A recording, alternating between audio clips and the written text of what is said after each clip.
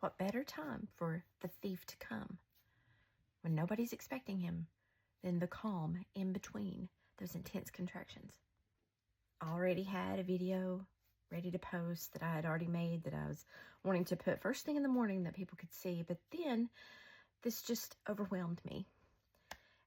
Do you notice an eerie calm right now in the world? I mean, yes, things are still going on, but it's slowed down.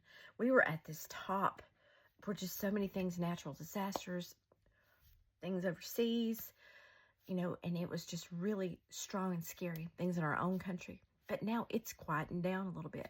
Let me tell you what that is. That's the contractions of the end of the world. God likened them to a woman in labor for a reason. And they've been steadily getting worse, okay? They're becoming more frequent. They're becoming more intense. And we right now are in a peaceful calm between contractions.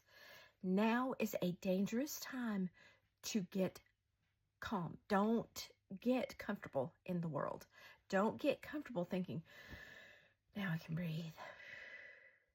That's when falling away from God happens, okay? That's when the next contraction, the next wave of events is going to catch you off guard, okay? A lot of things can happen individually to us when we are in that calm. We can get off track. We can turn away from God into the world, maybe not intentionally. But if you are not grounded in God, if you are not praying every single day with all of your heart, if you are not reading the Bible, and I know that may seem like that's a tough chore, but let me tell you, that should be our main focus right now, is making sure that we are staying clear-headed to where we are not giving into the world, where we are not just saying, God's giving us more time. Now I can breathe. Now I can go back to work. Now I can go enjoy that thing I love. Now I can watch my favorite show again without worrying. Stop. That's all Satan. That is him. Satan doesn't stop working. Whenever those contractions are relaxed and the woman gets a little breather so she can get her strength and her focus back up on the next wave of contraction, Satan is in the middle of that right now. He is working hard. He's working harder now than he does during the contraction. He is working to make sure he gets our mind off of God so that we don't see what's coming next. A lot of people may leave the world during those peaceful times. We may leave the world and go to our eternal home. We made it through that contraction, so now we're not worried about it.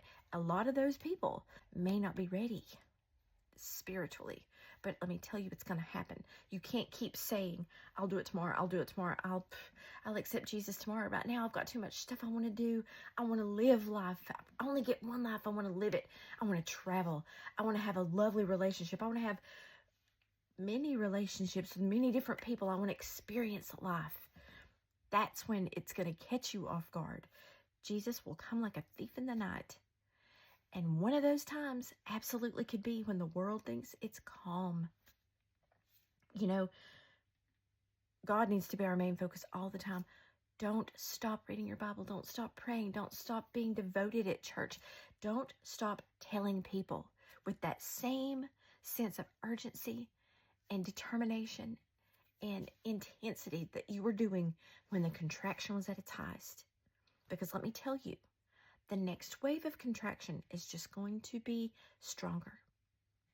Stay grounded in God. Stay grounded. Life isn't all about the end of the world.